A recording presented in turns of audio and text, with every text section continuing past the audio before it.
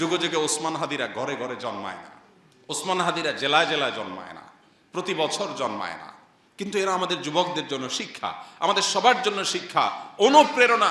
কিভাবে ক্ষুদ্র গণ্ডির ঊর্ধ্বে উঠতে হয়, কিভাবে ক্ষুদ্র চিন্তার বাইরে যেতে হয়, কিভাবে ভয়ের কালচারাল সংস্কৃতির দেয়ালকে, প্রাচীরকে ভেঙে দিতে হয়, এটা শেখানোর মতো মানুষ ঘরে ঘরে হয় না। রব্বুল আলামিনের কাছে প্রিয় পাত্র হওয়ার প্রয়োজনে, আখিরাতে নাজাতের প্রয়োজনে শুধু আমাদেরকে নামাজ পড়লে হবে না, নামাজের পাশাপাশি আমার সামগ্রিক জীবনে ইনসাফ সর্বত্র আমাকে প্রতিষ্ঠা করার সংগ্রাম, প্রচেষ্টা, এটা অব্যাহত রাখতে হবে। আমি যদি জুলুম করি, আমি যদি জুলুমের সমর্থক হই, আমি যদি জুলুমকে সহনীয় বিষয়ে পরিণত করি, আমি যদি জুলুমের ব্যাপারে সোচ্চার না হই, আমি যদি আমার ন্যূনতম দায়িত্বটুকুও পালন না করি, তো আল্লাহ রাব্বুল আলামিন আমাদেরকে সতর্ক করেছেন। আল্লাহ বলেছেন, ওয়ালা তারকানু ইলাল্লাযীনা যালামু ফাতামাসসাকুমুন নার। সমাজে যে সমস্ত জুলুম চলছে, অনাচার চলছে, অবিচার চলছে, অন্যায় চলছে, এই সমস্ত অন্যায় অবিচারে অনেকেই জুলুম এবং জালিমদের দিকে ঝুঁকে পড়েন, জুলুম এবং জালিমদের দিকে ঝুঁকে পড়েন, যেদিকে বাতাস সেদিকে ছাতা ধরেন। লম্বা একটা সময় আমরা দেখেছি আমাদের দেশে ধর্মকর্ম পালন করা এটাকে বাঁকা চোখে দেখা হতো। পশ্চিমারা যে ইসলামোফোবিয়া সমাজে সৃষ্টি করেছে, তৈরি করেছে, সেটার প্রভাবে আমাদের দেশেও শিক্ষা প্রতিষ্ঠানে, সরকারি বেসরকারি প্রতিষ্ঠানে, সমাজে সর্বত্র বিভিন্ন ক্ষেত্রে দাড়ি টুপি পরা মানুষ, সৎ নেককার মানুষ, তাদেরকে পর্যন্ত কোণঠাসা করে রাখা হতো এবং মনে করা হতো এটাই স্বাভাবিক। নামাজি কালামে মানুষও এই জিনিসগুলোকে মেনে নিয়েছিল অনেকটা। হ্যাঁ, কিছু সংখ্যক মানুষ হয়তো অন্যায়ের বিরুদ্ধে চেষ্টা করেছেন লড়ে যাওয়ার, লড়াই করবার। তো আল্লাহ রাব্বুল আলামিন সে বিষয়ে বলেছেন, ওয়ালা তারকানু ইলাল্লাযীনা যালামু ফাতামাসসাকুমুন নার। যারা জুলুম করেছে, যারা অন্যায় অবিচার করেছে, এই মানুষগুলোর দিকে তোমরা যদি ঝুঁকে পড়ো, অন্যায়কে মেনে নিলেন, ঠিক আছে এখন এটাই চলে, কি আর করা যাবে। অনেক নামাজি কালামি বাপ তার সন্তানকে এক সময় দাড়ি রাখতে উদ্বুদ্ধ করতেন না। তিনি নিজে দাড়ি রাখেন, দাড়ি রাখা মুসলমানের জন্য ওয়াজিব, আল্লাহ নবীর নির্দেশ তিনি জানেন এবং তিনি বিশ্বাস করেন, তিনি সেটাকে রেসপেক্ট করেন, তিনি মানতে চান, কিন্তু এটা করতে গেলে হেনস্থার শিকার হবে আমার ছেলে। এই জন্য ছেলেকে দাড়ি চাচতে অনেক বাবা বলতেন। তিনি মুসলিম হিসাবে আদর্শ মুসলিম হতে পারেন নাই যে আমি অন্যায়ের বিরুদ্ধে দাঁড়াবো, কথা বলবো, প্রতিবাদ করব, চেষ্টা করব। বেশিরভাগ মানুষ আমরা এরকম। হ্যাঁ, কিছু মানুষ, কিছু আল্লাহর বান্দা সব সময় অন্যায়ের বিরুদ্ধে সাধ্য অনুযায়ী লড়ে গেছে। তো আয়াত বলছে, যারা জুলুম করে তাদের দিকে যদি তোমরা ঝুঁকে পড়ো দলীয় আনুগত্যের কারণে, অথবা ঈমানের দুর্বলতার কারণে, অথবা মৃত্যু ভীতির যে সংস্কৃতি, এই সংস্কৃতির কারণে তোমরা যদি চাচা আপনা জান বাঁচাও এই মানসিকতা লালন করে জালিমদের দিকে ঝুঁকে পড়ো, ফাতামাসসাকুমুন নার, মনে রাখবে জাহান্নামের আগুন তোমাদেরকে স্পর্শ করবেই করবে। মা লাকুম মিন দুনিল্লাহি মিন আউলিয়া, আল্লাহ ছাড়া কোনো অভিভাবক, সাহায্যকারী সেদিন তোমরা পাবে না। সুম্মা লা তুনসারুন, এবং কেউ তোমাদের সাহায্যকারী হবে না, কেউ সাহায্য করবে না। আবু সাঈদ খুদরী রাদিয়াল্লাহু তাআলা আনহুর একটা প্রসিদ্ধ হাদিস আমরা অনেকে বারবার শুনেছি। তিনি বলেছেন, নবী করিম সাল্লাল্লাহু আলাইহি ওয়াসাল্লাম ইরশাদ করেছেন, আফদালুল জিহাদে কালিমাতু আদলিন ইনদা সুলতানিন জায়ের। সবচেয়ে উত্তম জিহাদ হলো অন্যায় অনাচারকারী শাসক, ক্ষমতাধর মানুষের সামনে ন্যায় এবং ইনসাফের কথা বলা। এটা আজ সমাজ থেকে হারিয়ে গেছে। আমরা প্রত্যেকটা মানুষ এখন সেলফিশ। আমরা প্রত্যেকটা মানুষ, এমনকি ধার্মিক মানুষও আছেন অনেকে তাহাজ্জুদ গুজার, কিন্তু তিনি আত্মকেন্দ্রিক, তিনি স্বার্থপর, তিনি নিজের জান বাঁচানোতে বিশ্বাস। শহুরে জীবনে এটা তো আরো ভয়ঙ্কর। চোখের সামনে খুন হচ্ছে, যার যাচ্ছে সে বুঝুক, আমি আমার জান বাঁচায় চলে যাই, আমি ওই ঝামেলায় যেতে চাই না। বেশিরভাগ মানুষ আমরা এই মেন্টালিটির। চোখের সামনে ছিনতাই হচ্ছে, 5 জন মানুষ একটু জোরে ধমক দিলেই ছিনতাইকারী পালায় যায়, কিন্তু ওখানে গিয়ে আমি যদি কোনো ঝামেলায় পড়ি, আমি আমার জান বাঁচাই। আমরা ভোর রাতে অনেকে উঠে তাহাজ্জুদের নামাজ পড়ি, অনেক বড় ফজিলতপূর্ণ কাজ। শীতের বিরুদ্ধে সংগ্রাম করে তাহাজ্জুদ পড়া 4টিখানি কথা না, সবার কপালে নসিব হয় না। অনেকে কষ্ট করে ক্ষুধার্ত থেকে নফল রোজা রাখি আমরা, এটাও অনেক কষ্টসাধ্য কাজ। অনেকে নিজের প্রাণের অনেক পছন্দের জিনিসপত্র আল্লাহর রাহে দান করেন, অনেক কষ্ট করে কামাই করা, উপার্জন করা অর্থ করি আমরা আল্লাহর রাস্তায় দান করি, এটাও কষ্টের কাজ। কিন্তু সেই মানুষগুলো আমরা অন্যায় অনাচারের বিরুদ্ধে দাঁড়ানো, কথা বলা, ভূমিকা রাখা, এটাও যে একটা ইবাদতের কাজ, কোন কোন ক্ষেত্রে আমার ওই তাহাজ্জুদের চাইতে বেশি ফজিলতের বিষয়, আমার দানের চাইতে বেশি সওয়াবের বিষয়, আমার অন্যান্য ইবাদতের চাইতেও আল্লাহকে বেশি সন্তুষ্ট করবে এমন বিষয়, এটা আমরা ঘুণাক্ষরেও মনে রাখি না, বরং ভুলে গেছি। কালচারটাই এমনভাবে প্রতিষ্ঠিত হয়েছে, ভোগবাদী এই পৃথিবী আমাদেরকে এমন শিক্ষা দিয়েছে যে আমাদেরকে ভয়ের সংস্কৃতি ধারণ করতে হবে, লালন করতে হবে, নিজের জীবন বাঁচাতে হবে, জীবন বাঁচায় যদ্দূর সম্ভব ইদ্দূর করলাম। আর বেশিরভাগ ক্ষেত্রে অন্যায় অনাচার এগুলোর বিরুদ্ধাচরণ, ইনসাফ এর পক্ষে কথা বলা, অবস্থান নেওয়া, এই বিষয়গুলোকে আমরা ভুলে গেছি। অথচ নবী করিম সাল্লাল্লাহু আলাইহি সাল্লামের সে হাদিস আমাদের কার না জানা? আমরা কে এই হাদিসটি না শুনেছি, যে হাদিসটিতে নবীজি বলেছেন, মান রাআ মিনকুম মুনকারান ফালইয়ুগাইয়িরহু বিয়াদিহি, তোমাদের কেউ যদি কোনো অন্যায় দেখে, সে যেন তার হাত দিয়ে সে অন্যায়কে পরিবর্তন করে দেয়। আর যদি সে এটা করতে সক্ষম না হয়, তাহলে সে যেন তার মুখ দ্বারা অন্যায়ের বিরুদ্ধে বলে, সফটলি, নম্রতার সাথে, কোমলতার সাথেও যেন অন্যায়ের বিরুদ্ধে বলে। আর যদি সেটাও করতে না পারে, অন্তত অন্তর থেকে এই অন্যায় পরিবর্তন করবার চিন্তা, সংকল্প, পরিকল্পনা, নিয়ত, এর প্রতি ঘৃণা, এগুলো যেন অন্তত লালন করে। এটুকু হলো ইমানের সর্বনিম্ন স্তর। আর যদি এটুকুও না হয়, আপনার সমাজে অনাচার হচ্ছে, আপনার ব্রুটা পর্যন্ত ভাঁজ হচ্ছে না, কপালে ভাঁজ হচ্ছে না, অন্যায় হচ্ছে, আপনি সেটার বিরুদ্ধে কথা বলা তো দূরের কথা, আপনার মধ্যে কোনো হিতাহিত জ্ঞানটুকু পর্যন্ত নেই, আপনি আপনার নিজেকে নিয়ে ব্যস্ত, তাহলে নিজেকে মুসলিম বা ইমানদার হিসাবে দাবি করবার কোনো নৈতিক অধিকার আমাদের নাই। আজ দুঃখজনক বাস্তবতা হলো, আপনি আমি আমরা বেশিরভাগ মানুষ এই কাতারের মুসল্লি। আমরা নামাজ পড়ি, কিন্তু অসৎ কাজে বাধা প্রদান আমরা করি না। আমরা প্রত্যেকটা মানুষ যদি অন্যায়ের বিরুদ্ধে সোচ্চার হতাম, কোনো জালেম মাথা ছাড়া দিয়ে দাঁড়াতে পারতো না, কোনো আধিপত্যবাদীরা আমাদেরকে গোলাম বানিয়ে রাখতে পারতো না। কিন্তু আমরা যখন স্বার্থপর হয়ে গেছি, আমরা যখন শুধু নিজের জীবন আর পরিবার নিয়ে আমাদের চিন্তা ভাবনা ঘুরপাক খায়, এর বাইরে আমরা ভাবতে পারি না, তখন গোলামি আমাদের জন্য অবধারিত হয়ে গেছে, অপমান আমাদের জন্য অবধারিত হয়ে গেছে, অপরিহার্য হয়ে গেছে। নবী সাল্লাল্লাহু আলাইহি সাল্লাম তার সেই প্রখ্যাত হাদিসে এমনি এমনি বলেননি।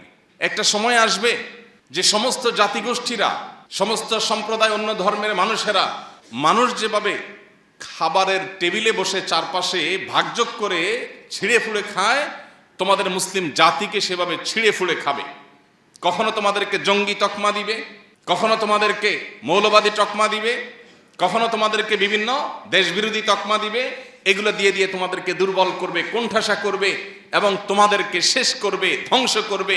নিজেদের মধ্যে গ্রুপিং সৃষ্টি করে, মতবিরোধ সৃষ্টি করে, তোমাদের মধ্যে মতভিন্নতা সৃষ্টি করে তোমাদেরকে লাগিয়ে দিবে এবং মুসলমানদের মধ্যে একটা অংশ আরেক অংশের ব্যাপারে দ্বিধাগ্রস্ত হয়ে পড়বে। এরকম যে জটিল অবস্থায় তৈরি হবে, অন্য সম্প্রদায়ের মানুষরা তোমাদেরকে ভোগের বস্তুতে পরিণত করবে, তোমাদেরকে ভেঙে চড়ে খাবে। কেউ কাশ্মীর নিবে, কেউ ইরাক নিবে, কেউ সিরিয়া নিবে, কেউ আফগানিস্তান নিবে, কেউ আফ্রিকা নিবে, ভাগযোগ করে সবাই তোমাদেরকে যখন লুটপাট করে খাবে, এমন একটা সময় আসবে। নবীজিকে সাহাবীরা বলেছেন, ইয়া রাসূলুল্লাহ আবি কিল্লাতি নাহনু ইয়াউমাইদিন, সেদিন কি আমাদের সংখ্যা অনেক অল্প হবে, সেজন্য দুরবস্থা হবে? নবীজি বলেছেন, না, বাল আনতুম ইয়াউমাইদিন কাসীর, বরং সেদিন তোমাদের সংখ্যা হবে অনেক, দুনিয়াতে কোটি কোটি মুসলমান থাকবে। ওয়ালাকিন্নাকুম গুসাউন কাগুসাইস সাইল, কিন্তু বানের পানির উপরে খড়কুটা যেরকম ভেসে যায়, তোমরা সেরকম খড়কুটার মতো হবে। তোমরা আদর্শহীন মুসলিম হবে, নামে মুসলমান ধারণ করবে, নামাজ পড়াটাকেই শুধু ইসলাম বানিয়ে নিবে, অন্যায়ের বিরুদ্ধে কথা বলাকে তোমরা কোনো ভালো বিষয় মনে করবে না। নবীজি বলেছিলেন সেদিন তোমাদের এই পরিণতির দুটি কারণ থাকবে, এক হুব্বুদ দুনিয়া, দুই কারাহিয়াতুল মউত। তোমাদের মধ্যে দুনিয়ার মোহ অনেক বেশি হয়ে যাবে। দুনিয়ার মোহ যখন বেশি হয়ে যাবে, তখন আমার ফ্যামিলি, আমার বাচ্চা কাচ্চা, আমার বাপ ভাই, আমার নিজের, আমার ব্যবসা বাণিজ্য, আমার ক্যারিয়ার, তোমার চিন্তা শুধু এই চক্রের মধ্যে ঘুরপাক খাবে। এই চক্রকে ভেদ করে তুমি জান্নাত পর্যন্ত দেখতে পাওয়া, আখিরাত পর্যন্ত দেখতে পাওয়া, রবের সন্তুষ্টি অর্জন করা, সার্থক মানুষ হয়ে যাওয়া, এই মানসিকতা তোমাদের মধ্যে থাকবে না।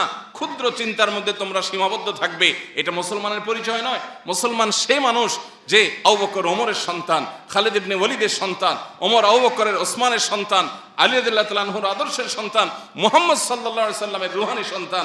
সে মুসলমান তো সামান্য শুধু ফ্যামিলির চিন্তা, কয়টা টাকা পয়সার চিন্তা, একটু লাক্সারিয়াস লাইফ লিড করার চিন্তা, একটু ভোগের চিন্তা করবে না। এটা তো পশু পাখিরাও করে, প্রাণীরাও করে। মানুষের মনুষ্যত্ব, ইমানদারের সার্থকতাই হলো তার জীবনকে অন্যায়ের বিরুদ্ধে সর্বোচ্চ সোচ্চার রেখে আল্লাহর রাহে নিজের জীবনকে নজরানা হিসাবে পেশ করতে পারা। এটাই তো মুসলমানের সার্থকতা। যেদিন তোমাদের মধ্যে দুনিয়ার মোহ পেয়ে বসবে, তোমরা ক্ষুদ্র গণ্ডির বাইরে আসতে পারবে না। তোমাদের যেদিন মৃত্যু ভয় তোমাদেরকে ঝেঁকে বসবে, জান বাঁচাবার জন্য শুধুমাত্র চিন্তা করবে আমি এখানে গেলে আমার জান যাবে, আমি আমার জান বাঁচাই, আমি নিজে ভালো থাকি। এই চিন্তা যখন আসবে, অপমান, অপদস্থ, লাঞ্ছনা এবং আগ্রাসন এটা তোমাদের জন্য অপরিহার্য হয়ে যাবে, অবধারিত হয়ে যাবে।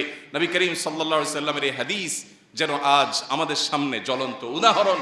আজ প্রত্যেকটা মুসলমান আমরা নামাজ পড়তে রাজি আছি, রোজা করতে রাখতে রাজি আছি, দান সাদেকা করতে রাজি আছি, সুবহানাল্লাহ আলহামদুলিল্লাহ পড়তে রাজি আছি, তাসবিহাত পড়তে আমরা রাজি আছি।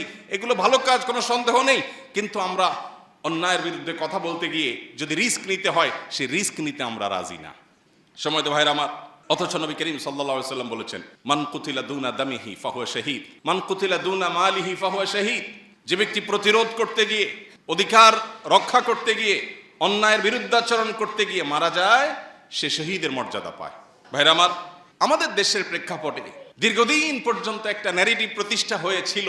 সেটি হলো বিপ্লবী মানসিকতা মানেই হলো যারা ইসলাম গায়ে মাখায় না, এই মানুষগুলোকে বিপ্লবী মোড়ে আমরা দেখতে পেতাম।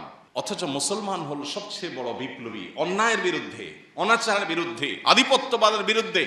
এই ভারতবর্ষ থেকে আধিপত্যবাদীদের, সাম্রাজ্যবাদীদের খেদাও আন্দোলনে কি ভূমিকা ছিল মুসলিমদের, ওলামা একরামের নেতৃত্ব ছিল, আমরা সেই ইতিহাস ভুলে গেছি। প্রিয় ভাইরা আমার, সময় এসেছে আমাদেরকে নতুন করে ভাববার, আল্লাহ রাব্বুল আলামিনের রাহে নিজের জীবনকে কোরবান করার জন্য মানসিকভাবে প্রস্তুত হওয়ার। আল্লাহ আমাদের সবাইকে তৌফিক দান করুন। ইমানদার কখনো স্বার্থপর হতে পারে না, ইমানদার কখনো সীমাবদ্ধ গণ্ডির মধ্যে চিন্তা করতে পারে না, বরং এটা অতিক্রম করতে পারা ইমানদারের সার্থকতা। মোহতারাম হাজিরিন, আজ বড় বেশি প্রয়োজন সেই সাহাবায়ে কেরামের চেতনার। নবী সাল্লাল্লাহু আলাইহি সাল্লাম যে চিত্র অঙ্কন করেছেন মুসলমানের, সেই চিত্রের বাস্তব উদাহরণ হতে পারে এরকম কিছু মুসলমানের। এরকম কিছু মুসলমান যদি আজ পৃথিবীতে তৈরি হয়, তাহলে আবারও মুসলিমের সেই গৌরব, মুসলমানদের সেই শৌর্যবীর্য, মুসলমানদের সেই ঐতিহ্য, সেটা আবারও উদ্ধার করা সম্ভব।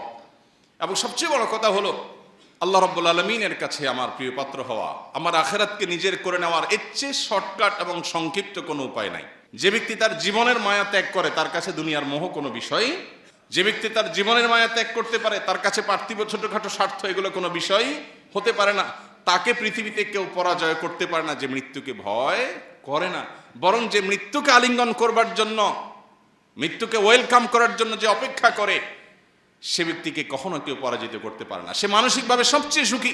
যে বেঁচে থাকার জন্য বিড়ালের মতো এদিক সেদিক ছুটাছুটি করে, নিজের জীবন রক্ষা করার জন্য, নিজের যান বাঁচানোর জন্য, নিজের সুবিধা রক্ষার জন্য, ব্যবসাটা বাঁচানোর জন্য, পিঠটা বাঁচানোর জন্য, নিজেকে রক্ষা করার জন্য শুধুমাত্র নিজেরা নিজের পরিবারের গণ্ডির মধ্যে যে সীমাবদ্ধ হয়ে থাকে, এই ব্যক্তি লাঞ্ছনার জীবনের মধ্যে থাকে।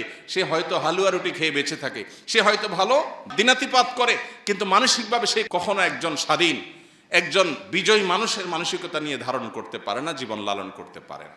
সময় উপস্থিতি, আল্লাহ তাআলা কোরআনে কারিমে আমাদেরকে বারবার করে বিষয়গুলো সতর্ক করেছেন, সাবধান করেছেন।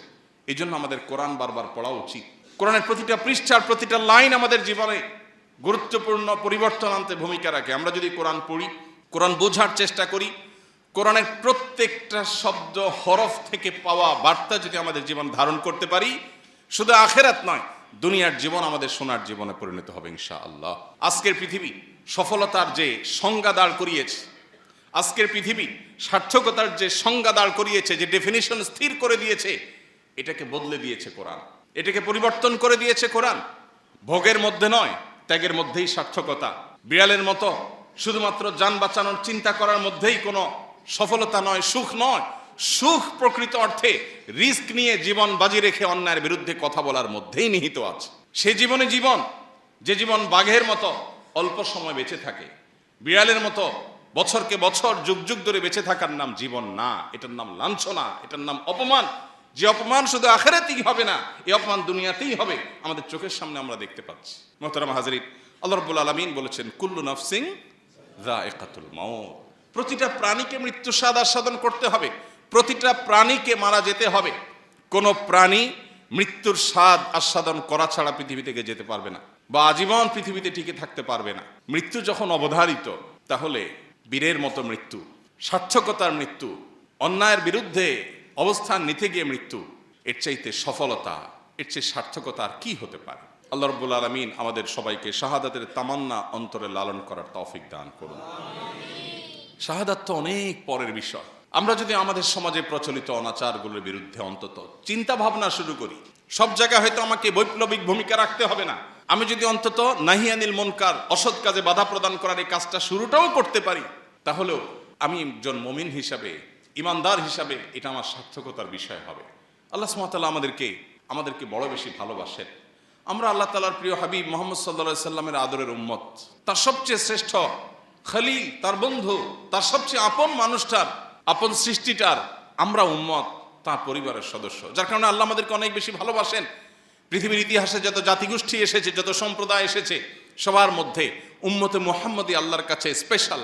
আল্লাহ এদেরকে বিশেষভাবে তৈরি করেছেন এবং পছন্দ করেন। আল্লাহ বলেছেন কুনতুম খায়রা উম্মাহ, তোমরা শ্রেষ্ঠ সম্প্রদায় হয়েছো, তোমরা শ্রেষ্ঠ সম্প্রদায়, শ্রেষ্ঠ উম্মাহ হয়েছো, কারণ উখরিজাত লিন-নাস, তোমরা ফ্যামিলির এবং নিজের স্বার্থের এই গণ্ডির মধ্যে, চক্রের মধ্যেই শুধুমাত্র ঘুরপাক খাবে, এটা তোমাদের সাথে যায় না, মানায় না। উখরিজাত লিন-নাস, তোমাদেরকে সৃষ্টি করা হয়েছে মানুষের জন্য। আমি সৃষ্টি হয়েছি কার জন্য? আমি শুধু আমার ফ্যামিলি চিন্তা করব। একটা অনাচার হবে, কোনো মানুষ জুলুমের শিকার হবে, সমাজে কোনো অনাচার এস্টাবলিশড হবে, অন্যায় চলবে, আমি সেটা মেনে নিব না। সবসময় হয়তো আমি হাত দিয়ে বাজাইতে পারবো না, অন্তত আমার এটার বিরুদ্ধে অবস্থান নিতে হবে, ভূমিকা রাখতে হবে। সেটা হোক আমার প্রিয়জনের বিরুদ্ধে, হোক আমার এলাকার মানুষের বিরুদ্ধে, হোক আমার বন্ধুর বিরুদ্ধে, আমাকে ইনসাফ প্রতিষ্ঠা করতে হবে। বেইনসাফ করা মানুষ কখনো মুসলমান হতে পারে না, অসম্ভব। কিন্তু আজ বেইনসাফি রন্ধ্রে রন্ধ্রে আমাদের, সামান্য একটু স্বার্থের জন্য, চক্ষু লজ্জার খাতির আমরা অন্যায় করি। আল্লাহ বলেছেন কুনতুম খায়রা উম্মাতিন উখরিজাত লিন-নাস, আমাদের সৃষ্টি করা হয়েছে, বের করা হয়েছে মানুষের জন্য, মানুষের কল্যাণে কাজ করব। তা'মুরুনা বিল মা'রুফ ওয়া তানহাউনা আনিল মুনকার ওয়া তু'মিনুনা বিল্লাহ, সৎ কাজের আদেশ, অসৎ কাজে বাধা প্রদান করা, এটা আমাদের দায়িত্ব। আল্লাহ আমাদের সবাইকে দায়িত্ব যথাযথভাবে পালন করার তৌফিক দান করুন। মুহতারাম হাজরিন, মৃত্যু তো অবধারিতই। আল্লাহ বলেছেন কুল ইন্নাল মাউতাল্লাযী তাফিরুনা মিনহু ফাইন্নাহু মুলাকীকুম, যে মৃত্যু থেকে পলায়ন করার জন্য চেষ্টা করছো, তোমরা যে মৃত্যু থেকে রক্ষা পাওয়ার জন্য পালিয়ে বেড়াও, এখানে না ওখানে, ওখানে গেলে মনে হয় বাঁচবো, এটা করলে মনে হয় বাঁচবো, এটা বললে মনে হয় বাঁচবো না, এই বাঁচার জন্য তোমাদের যে প্রাণান্তকর প্রচেষ্টা, তোমাদের যে পলায়ন পর মানসিকতা, মনে রাখবে সে মৃত্যু তোমাদের সাথে সাক্ষাৎ করবে। শব্দটা লক্ষণীয়, ফাইন্নাহু মুলাকীকুম। আল্লাহ বলেন নাই যে তোমরা যখন পলায়ন করবে মৃত্যু তোমাদের পিছন থেকে এসে ধরবে, সেটা বলেন নাই। মুলাকীকুম বলেছেন মৃত্যু তোমাদের সামনে থেকে এসে সাক্ষাৎ করবে। তুমি যেদিকে যাচ্ছ পলায়ন করতে, ওই দিক থেকে মৃত্যু আসবে তোমাকে সাক্ষাৎ করার জন্য, এড়াতে পারবে না। মৃত্যু যখন অবধারিত, তাহলে সেটা শিয়ালের মৃত্যু কেন হবে, বাঘের মৃত্যুই হওয়া উচিত। আল্লাহর কাছে তামান্না থাকতেই হবে ইমানদারের, যে আল্লাহ মৃত্যু যখন হবেই, মরবই যখন, আমি যেন অন্যায়ের বিরুদ্ধে কথা বলতে গিয়ে, কাজ করতে গিয়ে মরি, এটাই তো সার্থকতার মৃত্যু। আমি ভীরু মানুষের মতো মৃত্যুবরণ করতে পারি না। নবী সাল্লাল্লাহু আলাইহি সাল্লাম আল্লাহর কাছে পানাহ চেয়েছেন, আল্লাহুম্মা ইন্নী আউযু বিকা মিনাল বুখলি ওয়াল জুবন, আল্লাহ আপনার কাছে আমি কৃপণতা থেকে, ভীরুতা থেকে পানাহ চাই। আমি যেন ভীরু হয়ে না পড়ি, আমি যেন হীনমন্য হয়ে না পড়ি, আমি যেন ভীত সন্ত্রস্ত না হই। আজ আমাদের সমাজে মুসলমানদের মধ্যে ভয়ের সংস্কৃতি সৃষ্টি হয়ে গেছে। ভয়ের সংস্কৃতি সৃষ্টি হয়েছে না হয়নি? আজ শরীফ ওসমান হাদির মতো কিছু তরুণ, তারা আমাদেরকে ভয়ের সংস্কৃতি ভাঙতে শিখিয়েছে। তারা শিখিয়েছে কিভাবে ভয়কে জয় করতে হয়। আপনার আমার অনেকের মতো তারও একটা ছোট্ট বাচ্চা আছে, মায়া আছে, এবং সে জানতো সে যে পথে পা বাড়িয়েছে, এই পথে মৃত্যু অবধারিত, সেটার জন্য প্রস্তুত ছিল, আগে থেকে ঘোষণা দিয়েছে। পরিচিত ভাই ব্রাদারকে বলে গেছে, আমি মরে গেলে আমার বাচ্চাদের দিকে খেয়াল রাখিও, জাস্ট ইট, আর আল্লাহ খেয়াল রাখবেন, যথেষ্ট। বহু লেবাসধারী ধার্মিকের চাইতে, বহু লেবাসধারী তথাকথিত আলিমের চাইতে এ ধরনের তরুণরা আমাদের ক্ষেত্রে, আমাদের জন্য এই ক্ষেত্রে অন্তত উত্তম উদাহরণ। সমকালীন জীবনে বা সমসাময়িক সময়ে নিজের অবশ্যম্ভাবী অপরিহার্য পরিণতির কথা জানার পরও এইভাবে সাহসিকতার পরিচয় দেওয়া, মৃত্যু ভয়কে জয় করা এবং ভয়ের সংস্কৃতিকে ভাঙার উজ্জ্বল উদাহরণ তার চাইতে আর ভালো কাউকে খুঁজে পাওয়া যায় না। মানুষ যখন নিশ্চিত হয়ে যায় তার বিপদ আসছে, সে সাবধান হয়ে যায়। সাবধান সেও ছিল, কিন্তু অনেকে আছেন সাবধানতা নয় বরং গা বাঁচানোর চেষ্টা করে। ঠিক আছে, যান বাঁচতে তো বহুত কিছু করতে পারবো, আরে যান বাঁচায় রেখে কি করবো যে জান দিয়ে কিছু করতে পারবো না? জানটা বেঁচে থাকাটা কি জন্য? আল্লাহকে সন্তুষ্ট করার জন্য, আল্লাহকে খুশি করার জন্য। আল্লাহ রাব্বুল আলামিন আমাদেরকে এখান থেকে শিক্ষা গ্রহণ করার তৌফিক দান করুন। আজকে আমাদের যে তরুণ সমাজ আছেন, তরুণ সমাজের বড় অংশকে ভোগবাদী পৃথিবী শুধু ভোগ শিখিয়েছে।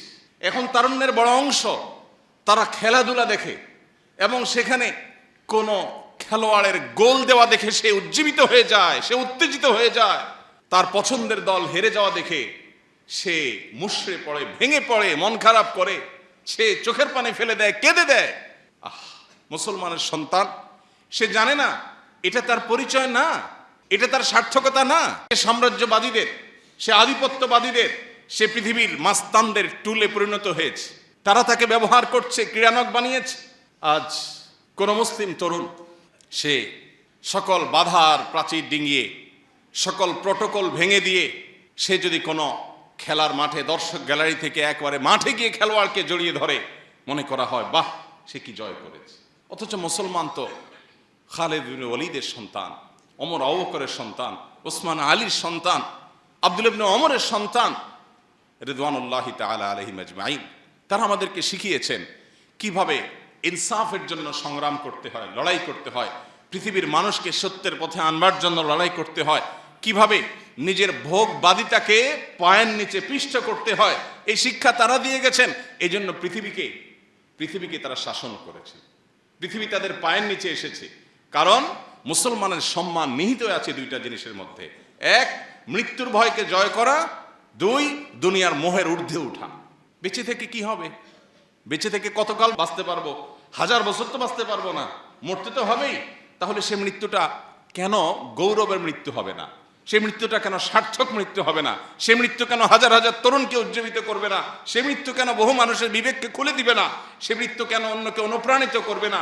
এই মৃত্যু কেমন মৃত্যু যে মৃত্যু আমার একজন ভীরু মানুষের মতো মৃত্যু হবে? আমি পলায়ন পর হয়ে মৃত্যু কেন বরণ করব? এই মৃত্যুর ভিতরে কি সার্থকতা আছে? এই মৃত্যু তো সবাই বরণ করে, গরু ছাগলেরও তো মৃত্যু হয়। আমি মানুষ, আমি প্রাণী, আমি মুসলিম, আমি আল্লাহর নবীর উম্মত, আমি বড় বড় সাহাবীদের অনুসারী। অতএব আমার মৃত্যু তো অন্য 10 জনের মৃত্যু মতো হতে পারে না। আমি একজন আদর্শবাদী মুসলিম হতে হয়। আমার চোখে মুখে থাকবে স্বপ্ন, আমার চোখে মুখে থাকবে দুনিয়া জয় করার স্বপ্ন, আমার চোখে মুখে থাকবে অন্যায়ের বিরুদ্ধে কথা বলার স্বপ্ন, মাজলুম মানুষের পক্ষে কথা বলার স্বপ্ন, অন্যায় অনাচারের বিরুদ্ধে কথা বলার স্বপ্ন। এটা যদি চোখে না থাকে, এই পুরুষত্বের দাম কি? এই মনুষ্যত্বের দাম কি? এই মুসলমানিত্বের দাম কি? এই তথাকথিত ঈমানের পরিচয় নামে অভিনয় করার দাম কি? প্রিয় ভাইরা আমার, আল্লাহ রাব্বুল আলামিন আমাকে, আপনাকে, আমাদের সবাইকে এই যে দুনিয়ার মোহ আর মৃত্যু ভীতি, এই দুইটা জিনিসকে জয় করার তৌফিক দান করুন। আমাদের যাবতীয় সম্মান, আমাদের যাবতীয় ঐতিহ্য, আমাদের যাবতীয় মর্যাদা, এই দুটি বিষয়কে জয় করার মধ্যে নিহিত আছে। আল্লাহ রাব্বুল আলামিন ওসমান হাদিকে শাহাদাতের সর্বোচ্চ মাকাম দান করেন। নবী করিম সাল্লাল্লাহু আলাইহি সাল্লাম বলেছেন, মান আহাব্বা লিকা আল্লাহ আহাব্বাল্লাহু লিকাআহ। যে ব্যক্তি আল্লাহর সঙ্গে সাক্ষাৎ করাকে পছন্দ করে, যে আল্লাহর সাথে দেখা করার জন্য অপেক্ষমান থাকে, যে কখন মৃত্যু হবে আর আল্লাহর সাথে সাক্ষাৎ হবে, নবীজির সাথে সাক্ষাৎ হবে, জান্নাতে যেতে পারবে, এই আকুলতা যার অন্তরে লালন করে, স্বয়ং আল্লাহ তার সঙ্গে সাক্ষাৎ করাকে পছন্দ করেন। স্বয়ং আল্লাহ তার সাক্ষাতের প্রত্যাশী বা সাক্ষাৎ ভালোবাসেন, পছন্দ করেন। কত সার্থকতার জীবন! নবী করিম সাল্লাল্লাহু আলাইহি সাল্লামের জীবনের শেষ মুহূর্তে যখন তার দুনিয়া থেকে বিদায় নেওয়ার সময় ক্ষণ ঘনিয়ে এসেছিল, তখন তিনি বলেছিলেন, আর রফিক আল আলা, আর রফিক আল আলা, অর্থাৎ মহান বন্ধুর সান্নিধ্য আমি আশা করছি, কামনা করছি, চাই, প্রত্যাশা করছি। পিপাসা আল্লাহর সঙ্গে সাক্ষাতের, তৃষ্ণা আল্লাহর সঙ্গে দেখা হওয়ার। সে মৃত্যু কত সার্থকতার মৃত্যু! আর ভীত মানুষের মৃত্যু, বাঁচতে চাই, মরতে চাই না, এটা তো আখিরাতে বিশ্বাসী, জান্নাতে বিশ্বাসী কোনো মানুষের স্বভাব নয়।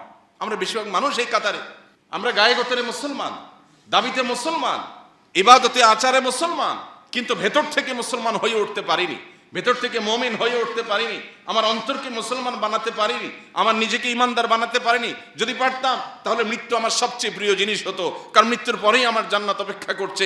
মৃত্যু আমার সবচেয়ে প্রিয় জিনিস হতো, কারণ তারপরে আমার নবীর সাথে সাক্ষাতের সুযোগ তৈরি হবে। মৃত্যু আমার সবচেয়ে প্রিয় জিনিস হতো, কারণ তারপরেই আমার জান্নাতে যাওয়ার পথ সুগম হবে। হাউজে কাউসার আমি পাবো, নবী রাসূলদের সাথে সাক্ষাৎ আমি পাবো, স্বয়ং আল্লাহর সাথে আমি সাক্ষাৎ পাবো। আল্লাহ আমাদের সবাইকে সে মানসিকতা লালন করার তৌফিক দান করুন। আল্লাহ রাব্বুল আলামিন কোরআনে হাকিমে বলেছেন, ওয়ালা তাহসাবান্নাল্লাযীনা কুতিলু ফী সাবিলিল্লাহ আমওয়াতা, যারা আল্লাহর রাহে মৃত্যুবরণ করেছেন সে মানুষগুলোকে তোমরা মৃত মনে করো না, সে মানুষগুলোকে তোমরা মৃত মনে করো না। বাল আহইয়াউন ইনদা রাব্বিহিম ইউরযাকুন, বরং তারা তাদের রবের কাছে জীবিত। তোমাদের কাছে মনে হতে পারে তার দেহ থেমে গেছে, তার হার্টবিট বন্ধ হয়ে গেছে, সে মৃত নিথর দেহের একজন মানুষ মনে হতে পারে, রবের কাছে তারা জীবিত, রবের সাথে সাক্ষাৎ শুরু হয়ে গেছে এবং তারা আল্লাহর কাছ থেকে রিজিক পাওয়া শুরু করে দিয়েছে। সার্থক সে জীবন, সফল সে জীবন। আল্লাহ রাব্বুল আলামিন আমাদের তারুণ্যকে ভোগবাদী দুনিয়ার এই যে মোহনীয় হাতছানি, এটাকে জয় করবার তৌফিক দান করুন। আমার তরুণ বন্ধুরা, আমার যুবক ভাইয়েরা, আজ পশ্চিমা দুনিয়া, আজ অমুসলিমদের যে সংস্কৃতি আর কৃষ্টি কালচার, এটার প্রভাবে আমরা প্রভাবিত হয়ে আমাদের কাছে ভোগ মোজ মাস্তি এটাই জীবনে পরিণত হয়ে গেছে। আল্লাহর কসম, ভোগ আর মোজ মাস্তির জীবন জীবন নয়, এই জীবন উপভোগ্য নয়। এটা খুবই সামান্য সময়ের সীমিত আনন্দ আপনাকে দিতে পারে, চূড়ান্তভাবে মৃত্যুর পরের সময় অপেক্ষা করতে হবে না, জীবনেই আপনাকে কুরে কুরে শেষ করবে। আপনি একটা সময় উপলব্ধি করতে পারবেন আমার জীবনের আসলে লক্ষ্যটা কি। ভোগ উপভোগ তো খুব সামান্য সময়ের, পছন্দনীয় খাবার খাচ্ছেন, এটা গলার নিচে নামার আগ পর্যন্ত উপভোগের বিষয়, এরপরে আর উপভোগের কোনো বিষয় নয়। সো এটা কোনো জীবন না। জীবন হলো সংগ্রামের জীবন, জীবন হলো ন্যায়নিষ্ঠতার জীবন, জীবন হলো আল্লাহর দাসত্বের জীবন, জীবন হলো আল্লাহর গোলামের জীবন, জীবন হলো প্রকৃত অর্থে আল্লাহর সামনে নিজেকে সঁপে দেওয়ার জীবন। জীবন হলো ত্যাগের নাম, জীবন ভোগের নাম না। জীবন হলো স্যাক্রিফাইসের নাম, জীবন উপভোগের নাম না। জীবন শুধুমাত্র বস্তুবাদের নাম না, জীবন হলো আখিরাত মুখিতার নাম।